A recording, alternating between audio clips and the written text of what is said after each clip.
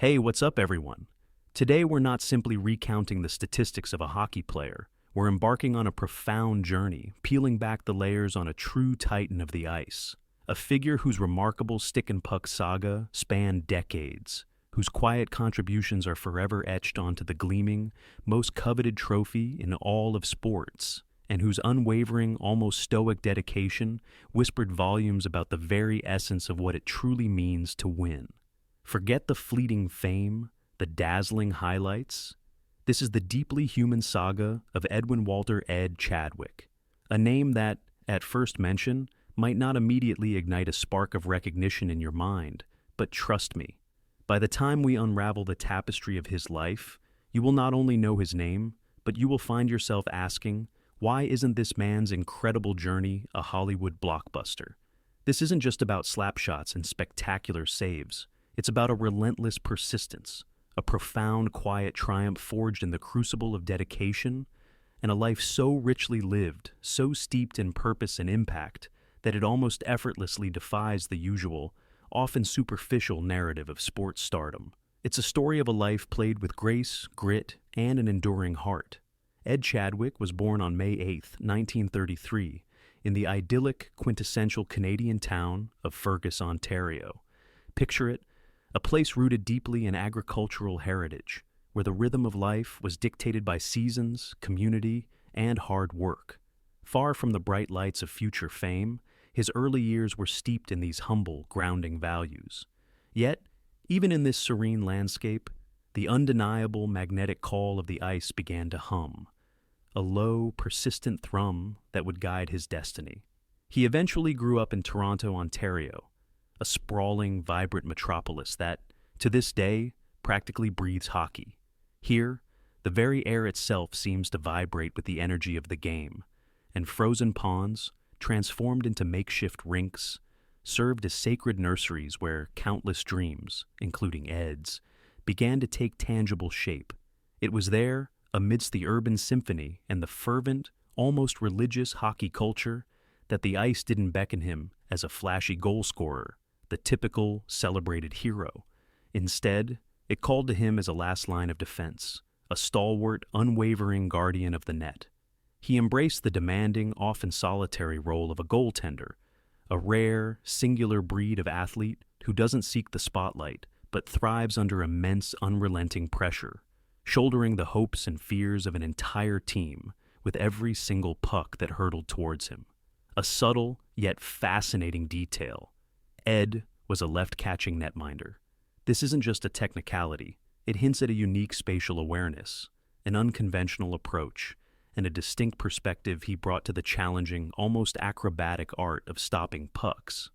This wasn't merely about blocking shots. It was about anticipating, reacting with lightning speed, and often, with a quiet defiance, effortlessly bending the laws of physics. His professional playing career, an odyssey spanning an impressive 16 years, didn't begin with the immediate roar of a packed NHL arena, but rather with a slow, deliberate, almost methodical buildup. Kicking off in 1952, it was a journey that exemplified perseverance. But like so many athletes whose careers stretch across multiple demanding decades, Ed's story isn't solely defined by the glittering bright lights of the big leagues or the fleeting excitement of a highlight reel. Instead, his narrative is profoundly about the grind. It's about the countless, often anonymous hours spent toiling in the vast, unsung expanse of the minor leagues. From the rigorous amateur circuits of the Ontario Hockey Association to various professional minor leagues across North America, this was his crucible. This was where he truly honed his craft, perfecting his lightning-fast reflexes through relentless repetition, meticulously sharpening his positioning to cut off every possible angle, and, perhaps most importantly, forging an almost impenetrable mental fortitude, a psychological armor built layer by layer, that would come to define his entire professional existence. Think about that for a second. 16 years, much of it spent far away from the massive crowds, the clamoring media frenzy, and the lucrative contracts that define today's sports landscape. He was simply doing the work. This wasn't for fleeting fame or immense fortune. It was for the sheer, unadulterated love of stopping pucks, of defying the odds, of being the last bastion of defense. That quiet dedication, that unwavering, almost monastic commitment to the sport, through the lean times and the triumphs, speaks volumes about the very essence of the man. He wasn't merely playing a game. He was living and breathing hockey every single day with every fiber of his being, a silent promise to himself and to the game. Then, inevitably, the call-up came. The golden ticket to the National Hockey League, NHL, the undisputed pinnacle of the sport, the dream of every young Canadian kid with skates on their feet. It was the 1955-56 season, and a twist of fate, or perhaps a sudden, unfortunate injury to a key player, intervened in the most profound way. The Toronto Maple Leafs then-star goaltender, the celebrated Harry Lumley, was unexpectedly sidelined with an injury, creating a gaping, immediate void in their roster. And suddenly, almost serendipitously, the meticulously prepared Ed Chadwick found himself thrust onto the biggest, most unforgiving, and brightest stage in hockey. He played 5 games that season, a tantalizing taste of the NHL, a fleeting yet unforgettable glimpse of the dream he had toiled for with such unwavering dedication. But for Ed, this wasn't merely a brief cameo, a moment in the sun. It was just the prologue, the opening act of a chapter that would permanently etch his name into the Maple Leafs' storied history books, not just as a player, but as an enduring symbol of resilience. What happened next wasn't just impressive, it was truly historic, a remarkable feat of athletic endurance and unwavering consistency that stands unparalleled in team lore. For the next 2 full grueling seasons, from 1956 to 1958, Ed Chadwick transformed himself into an absolute Iron Man.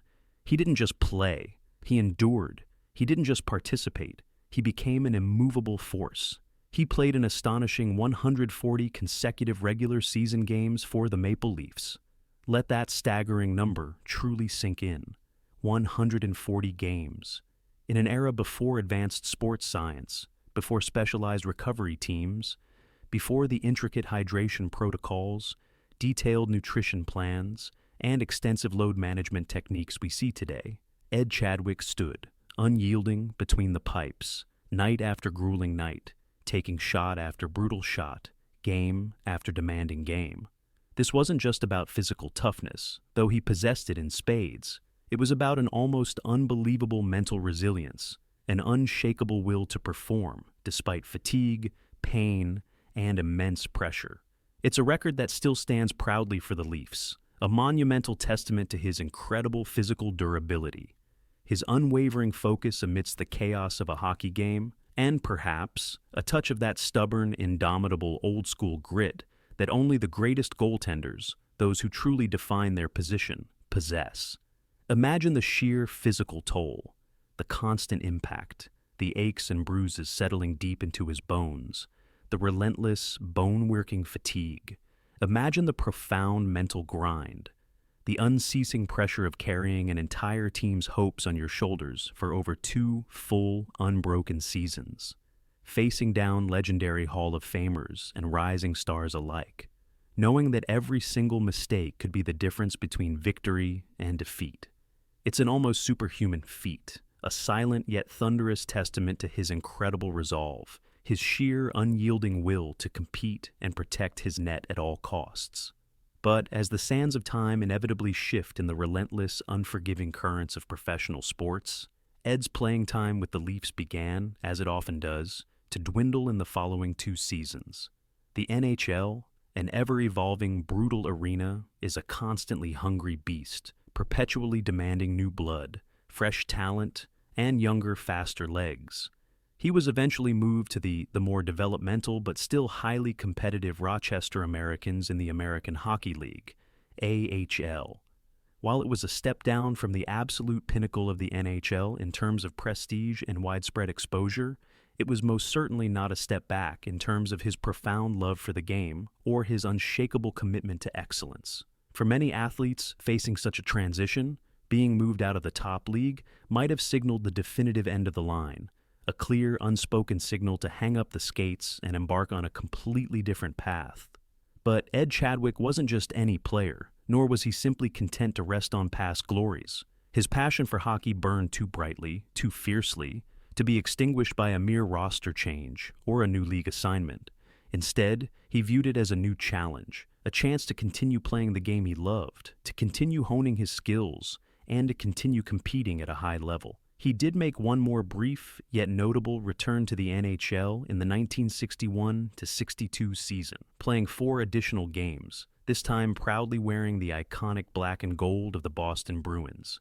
A different city, a different sweater, a different set of teammates, a new challenge, but beneath it all, the same fierce competitive spirit, the same unwavering determination to stop every single puck. After that brief stint, he spent the remainder of his long and distinguished playing career back in the AHL, first showcasing his formidable talents for the Hershey Bears, then later for the Buffalo Bisons, until he finally retired as a player in 1968. His NHL career totals, when viewed in their entirety, were undeniably impressive, a solid and commendable body of work for a goaltender of his demanding era. 184 games played, securing a respectable 57 wins, battling through 92 losses, enduring 35 ties, and, perhaps most impressively, recording a remarkable 14 shutouts. 14 times, he completely stonewalled the opposing team, preventing them from scoring a single goal against him. That's not just skill, that's a masterclass in defensive artistry, a testament to his innate ability to frustrate, stifle, and completely shut down even the most potent and star-studded offenses. Now, for the vast majority of athletes, retirement from playing marks the definitive, often quiet, end of their story in the demanding world of professional sports. The roar of the crowd gradually fades into a distant memory. The blinding spotlight dims, and a new, often vastly different chapter begins. But for Ed Chadwick, hanging up his skates and putting away his pads was merely a pivot, a strategic and incredibly astute shift from one crucial, impactful role to another, a role that would arguably prove even more significant and far-reaching than his time on the ice.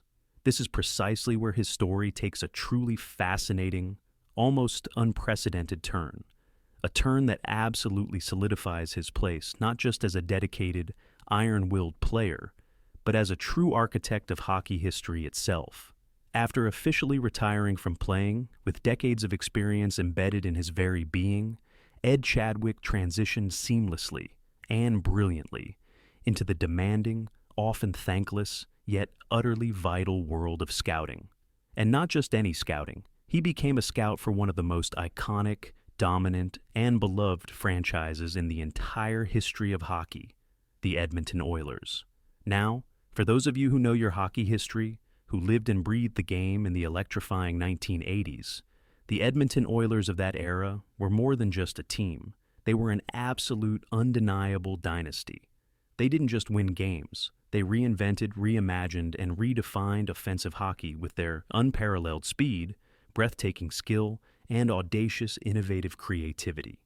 They boasted some of the greatest players to ever grace the ice, legendary names like Wayne Gretzky, Mark Messier, Jari Kurri, Grant Fuhrer, Paul Coffey, a pantheon of talent that captivated the entire world with their electrifying, high-octane style of play.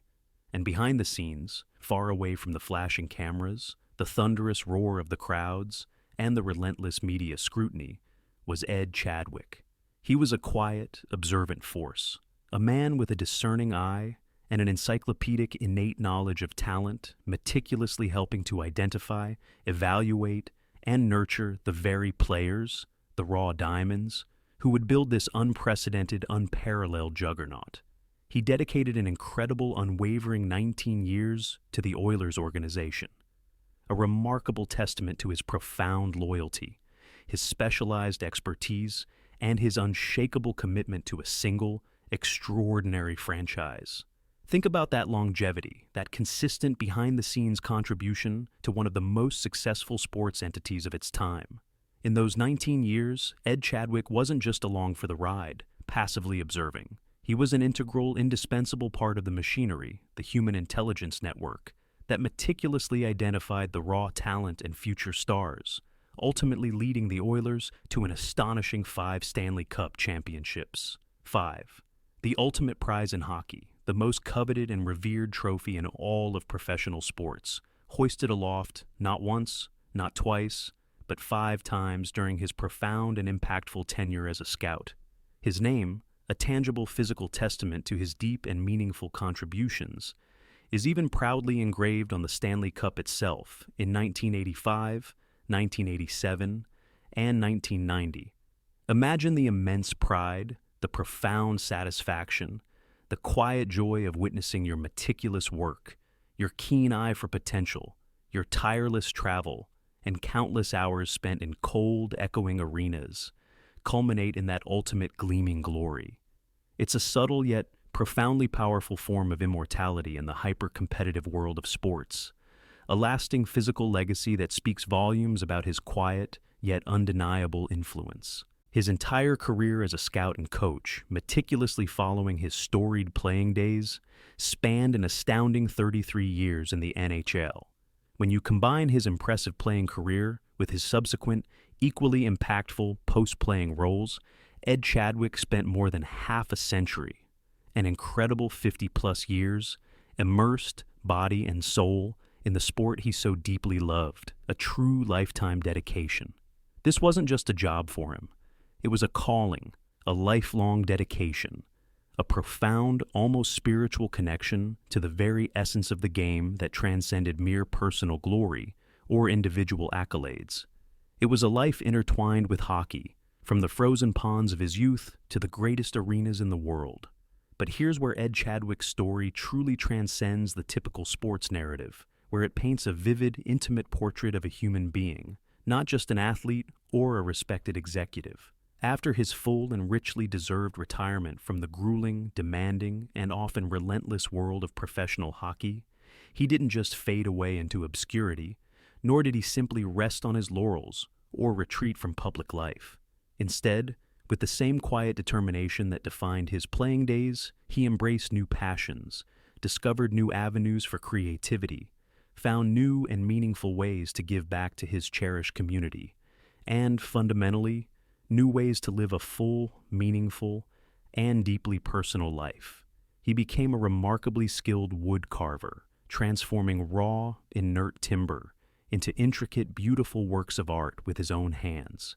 Imagine the precision, the unwavering patience, the meticulous attention to minute detail required for both the demanding, split-second art of goaltending and the delicate, painstaking craft of wood carving. Perhaps two profoundly different, yet remarkably similar, sides of the same meticulous, focused coin. It suggests a man who found beauty in creation, just as he found profound purpose in protection. And then there's the truly heartwarming, deeply human chapter that defines his character beyond the rink. Ed Chadwick dedicated a significant portion of his well-earned retirement years to tirelessly fundraising for underprivileged local children through his annual charitable golf tournament. This wasn't about personal gain, public accolades, or accumulating a larger fortune. It was profoundly about community, about empathy, about lifting others up, about ensuring that young lives facing challenges and hardship had opportunities, hope, and a chance at a brighter, more equitable future. It was about paying it forward, giving back to the very roots that nurtured him. And in his quiet moments of well-deserved respite, he spent countless tranquil hours casting lines into the calm waters with his longtime friend Rudy Miller, finding solace, joy, and a profound sense of peace in the simple, timeless, almost meditative act of fishing. This paints a vivid, intimate, and deeply touching picture of a man who, despite achieving so much, despite rubbing shoulders with legends and standing at the pinnacle of professional sports, remained profoundly grounded, humble, and deeply connected to the simple, enduring pleasures of life, the quiet beauty of nature, and the welfare of others. It speaks volumes about his character, a man who understood that true wealth lay beyond the material. His accolades, a testament to his multifaceted excellence, weren't just limited to his transformative time with the Oilers. He was recognized for his outstanding performance as a player too, earning prestigious spots on the AHL First All-Star Team in 1960 and the AHL Second All-Star Team in both 1961 and 1965. Beyond these individual honors, he also received the highly regarded Harry Happ Holmes Memorial Award in 1960 for having the fewest goals against in the AHL, a concrete, irrefutable testament to his consistent, elite goaltending prowess and defensive mastery. These are not merely lines on a resume. They are definitive markers of consistent excellence, sustained high-level performance, and unwavering dedication over a long and distinguished career, showcasing his profound impact across different leagues and different eras of the game, proving his greatness was not confined to a single role or period. In the tranquil embrace of his Fort Erie home, on April 23, 2024, Ed Chadwick quietly departed this world at the venerable age of 90. His wasn't a story cut short by sudden loss, nor was his final journey a prolonged struggle against a debilitating illness. Instead, his passing unfolded as a peaceful, natural culmination, a tender farewell, made sacred by the profound love and comforting presence of his family gathered at his side.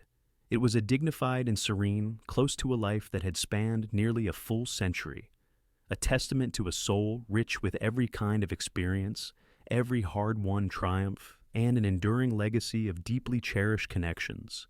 Indeed, Ed Chadwick was the beloved husband of his late wife Jackie, a relationship that clearly grounded him and provided immense strength. He was the proud father of Terry, Dodie Chadwick, and the late Patricia Newton, a testament to his enduring role as a patriarch, enduring the natural, painful sorrow of outliving a child, a profound testament to the cycles of life and loss. He was the cherished grandfather of Edwin C. Chadwick, Susan, Nick Morgan, Chadwick, James, Leah Bowden, Newton, and Catherine, Norm Vogel, Newton, witnessing the growth and joy of multiple generations within his family. He will be deeply, truly missed by his son-in-law, Tom, Tony Newton, and stepdaughter Maggie, Kevin Noonan, along with their extended families and a multitude of friends and former colleagues. It's abundantly clear he was surrounded by immense love, warmth, and a vast, supportive network of family and friends throughout his entire long life. And touchingly, in a detail that speaks volumes about enduring connection and love that transcends even death, he was reunited with his beloved companion, Louise Cochan, signifying a bond that extended beyond the confines of earthly life. For the last 60 years of his life, after his dynamic playing career ended, Ed Chadwick lived in Fort Erie, Ontario, a quiet, steadfast testament to finding a cherished home and building a rich, fulfilling, and deeply rooted life in one cherished place, cultivating a profound sense of belonging and community. So, while we, as an audience, often instinctively seek out the dramatic highs and devastating lows in the captivating stories of the famous and the celebrated, Ed Chadwick's life offers a different, perhaps more profound, and certainly more enduring kind of inspiration. It's a narrative not of a meteoric rise and an equally dramatic fall, but rather of sustained excellence, quiet dedication, unwavering perseverance, and a deep, abiding, and enduring love for the game and for his family. He wasn't just a hockey player or a highly successful scout.